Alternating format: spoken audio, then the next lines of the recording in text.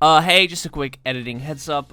This video will contain audio spoilers for Sonic Prime. It will also contain no footage from Sonic Prime, except for, like, screenshots and maybe some trailer footage. I'm still editing, but basically, I don't want to get my ass reamed out by Netflix by using footage, so, enjoy the Sonic Adventure footage. That's vaguely related, right? So, Sonic Prime dropped, and it's pretty good, I guess.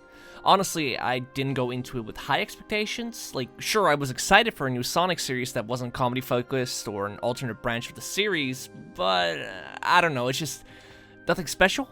Like, it's not bad in the slightest, far from it. As far as Sonic animation goes, this is pretty up there with, like, only Sonic Boom and the games to compare. The animation is a total step up from anything that came before, maybe Frontiers not included. So I figured I'd drag myself away from Hades long enough to make a quick video on it. Strike while the iron is hot, as they say, you know? So here's a mega Sonic fan's take on Sonic Prime. So Sonic Prime takes place inside of a different continuity from the games. Sonic and practically every other animal live on Green Hill, which isn't a part of South Island, and now it's its own thing? During a mission, Sonic accidentally cracks the Paradox Crystal, the MacGuffin for the series, while fighting Eggman and shatters reality into a million pieces. He initially ends up in Green Hill, but turned into a polluted cityscape called New Yoke City, where he meets variants of his friends and also the main antagonists for the series, the Chaos Council, which is basically just Eggman from different periods in his life. Baby, teen, young adult, adult, and old. And as far as antagonists go, they're fine. They're cute, nothing too special. I did actually really enjoy the baby and how he seemed to be the most sadistic of the Egg family. But honestly, they were basically just the Deadly Six with age-based personalities instead of sin. The variants of Sonic's friends are all just this character but with a different outfit. The ones that get the most focus in the series are the Resistance members in New York City. Knuckles and Rouge acting as commanders to the Resistance, Amy having been turned into a cyborg, and Tails having gone into hiding with no Sonic in that reality, there to give him the confidence boost he needed initially, turning him into basically a hideaway scientist with 6 extra robot tails, calling himself 9. Get it? Sonic immediately tries to help the Resistance, managing to get all his variants friends together, including a now hacked by 9 Amy, but he gets warped to another reality after reaching a shard of the Paradox Crystal, where he meets another set of friends in a reality where Green Hill has become an overgrown jungle, without any explanation. And after making friends with all of the jungle variants and helping Jungle Amy and the Jungle Gang learn the power of talking about emotions, he is transported back to New Yoke City via the Jungle Shard. There he finds it's been a few weeks since he got isekai'd, and the Resistance is now bigger and fighting back. 9 left with the Shard, Amy is back on the side of the Chaos Council. So Sonic helps out again, with 9 having built his own rift tornado, I guess, to traverse the so-called Shardverse. 9 wants to use the Shard of the Paradox Crystal to turn a desolate rock reality into Sonic and his new home. Sonic is like, dude, the city, and 9 is like, fuck the city. So 9 sends him back to New York City, and Sonic says goodbye to him, who then shows up a bit later when Sonic and the Resistance variants are in trouble when they're caught by the Chaos Council. So 9 shows up in the nick of time and saves everybody. The Chaos Council notes that 9 has the shard and focuses on attacking him and his ship. After turning on some giant flying contraption that kind of reminded me of the Egg Genesis from 06 and trapping 9 and his ship in a tractor beam, Sonic attempts to get there, but him speeding up to a certain extent opens a rift in reality, which also has Shadow trying to converse with him via the rift between... I'll get there. Sonic arrives in a reality filled with water, but conveniently lands next to a small Green Hill island, where also conveniently he meets the pirate variants of his friends. So Sonic hangs out with the pirate gang and sets off towards the next shard peak. In the course of this, he helps Captain Knuckles find his courage after a failed attempt at getting the crystal a few years prior. The Chaos Council has sent in Cyborg Amy and a bunch of robots to try and get the shard from that reality, but Sonic and the pirate crew manage to stop it, with Captain Knuckles finally getting his treasure. Sonic is once more isekai'd, but instead is stopped by Shadow, who up until this point has been a bit of the behind-the-scenes character. Shadow is shown in flashbacks right before Sonic shattered reality looking for a Chaos Emerald on Green Hill, at which point he gets hit by an energy wave created by an Eggman Meg and Sonic crashing into each other, and Shadow's like, Sonic. So when Sonic is off gathering rings before fighting Eggman with his friends, Shadow fights Sonic for some reason, then tells him to listen to him, at which point Sonic is like, I don't have time for this, and Shadow decks him in the face. Sonic runs off after slamming Shadow into some rocks, and then we see that Shadow managed to escape the unrealitying by chaos controlling at the time of impact. Now being stuck in the rift, he's only able to converse with Sonic when he's at top speed. Though, he manages to catch Sonic in the rift between after the pyro reality, and proceeds to punch him in his sheer dark brooding anger, ending the show. So as far as Sonic shows go, yeah, it's fine, nothing groundbreaking, but seeing Sonic try and wrap his head around stuff without his friends is actually kind of a lot of fun. Initially thinking New York City is more akin to a timeline change where Eggman won, you alongside Sonic slowly start to figure out what's going on, unless you're above the age of 5, or read the pre-release. And while reality hopping is fun, they chose some really generic stuff. Each reality is just What If Green Hill, but X without Sonic. Like, really? Pirates? Jungle? We only get to see 3 proper realities, which is a good way to space out the story and not over-flooded with a bunch of what-ifs, but an overgrown jungle or pirates are really generic choices. And speaking of choices, why are Rouge and Big here? Like, really? I get that Big is a meme that has everybody shitting themselves, but Rouge? Like, don't get me wrong, I'm all for a cast that is bigger than Sonic and Tails, but why Rouge? She doesn't even really do anything in the series. She's just there because she conveniently wanted the Paradox Prism around the same time Eggman wanted it. No focus episode on her.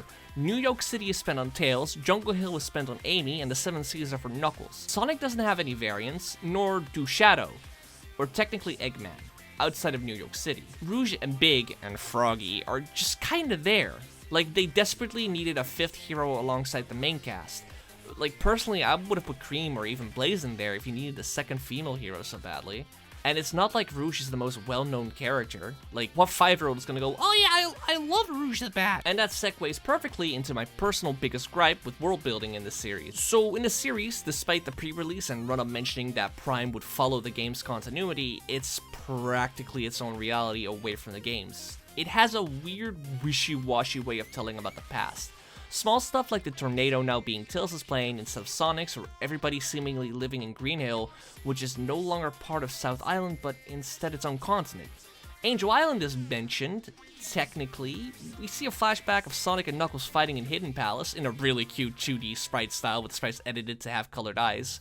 And we see the same type of flashback for Sonic and Tails on, I guess, not West Side Island, despite specifically harkening back to Emerald Hill, which is then revealed that in the New York City reality, it was already a city when Tails was getting bullied, and it's specified that that is the exact moment where Sonic would have met him on Emerald Hill. And it's not like New York City is the entire world. It's mentioned specifically, again, that it's just one city by the Chaos Council. So I don't know what's going on, but it's pretty obvious this was written without checking up on basic continuity by the writers. Despite Ian Flynn being hired as a consultant, which makes me wonder how and why he'd let stuff like the tornado or Green Hill continent slip by. But ultimately, that doesn't really matter. That's just the continuity geek in me screeching. Outside of that, the show's absolutely fine. 8 episodes, with the first episode essentially being 2 episodes long. They have a pretty fun show on their hands. I'm very disappointed that after such a long wait, they have the balls to split it into 2 parts, ending with a cliffhanger, though I'm sure there's a behind-the-scenes reason for this. The animation is absolutely gorgeous. Like, I'm glad Sega let the animation team do what they wanted, because Sonic and gang haven't looked this expressive and actually alive in ages. I already gave them props for that in Frontiers, so it's nice seeing it in here too. While Sonic's running animation can at times feel more like the world is moving around him as he's standing still and kind of grunting, I can't exactly blame the animators for having trouble with animating high-speed action while keeping a figure 8. It's not the most graceful, but it could have been better. Characters bend and stretch as needed, and it helps make the characters feel alive, and it's very, very nice after the last 10 years of Sonic just being like, hello friend, wave wave. Anyway, speaking of characters, Sonic and Co are written interestingly. Sonic in another game of fuck around and find out what happens practically ignores his friends and fucks up reality, which was what was on the box for the show, so I'm not too surprised. But his dialogue is essentially a digging a little too deep in the, yeah, we're doing this now style of dialogue that's been plaguing anything trying to be funny. Like, not even just Sonic. I mean, look at Forspoken. Sonic's friends are basically the same as ever. Knuckles is a brute, Amy is the woman, Tails is smart, Rouge and Big are there, and Shadow is just brooding in the background. There's not a lot of development for any of the variants. Each reality, like mentioned earlier, focuses on one of the amigos. Ninetales learns the value of friendship, Amy of the Jungle learns the power of therapy, and Captain Nux Sparrow gains his courage again after being left for dead by his crew. Most of the character growth comes from Sonic, realizing that maybe speeding ahead isn't a good idea every time. The Chaos Council, named after the concept of chaos, I guess, is pretty fine. They're just antagonists with a gimmick that I mentioned earlier. Nothing too special on their part, and I hope that they'll get some backstory alongside focus episodes for the remaining amigos and whatever the hell Shadow is up to. And Eggman Prime for that matter. Like, we see him in episode 1 and then just poof, he's gone. Like, I hope they touch upon this in a part 2 or a season 2. I don't know what they're calling this, like, to be honest with you. The music isn't really anything special, just some typical generic guitar stingers and all that good stuff that you'd expect from, like, kind of generic Netflix shows. No bump-in OP or ending, just like 9 seconds of a stinger and that's about it. I get the point of the show isn't the music, but when you're making a series about a franchise known for banger music, you might want to put in a little more effort. There's a few cute nods in the sound design and stuff to the classic games. The old Game Over music is mixed in for a few audio jokes that's more just, if you get it, you get it. And then there's the game mechanics. This is the first piece of Sonic media in ages that tries to implement rings as a thing that aren't just a gameplay mechanic. And instead of making them power-ups for Sonic like in X, or a Magic Lake occurrence that acts as a power-up for Sonic, they instead act exactly as the game. Naturally occurring gold rings that let Sonic take damage. And I don't know, I like it. I didn't think it was out there or anything. I thought it was kind of cute. It's barely even touched on outside of the pre-Shadow reality. And then there's the Chaos Emeralds. Well, Chaos Emerald singular.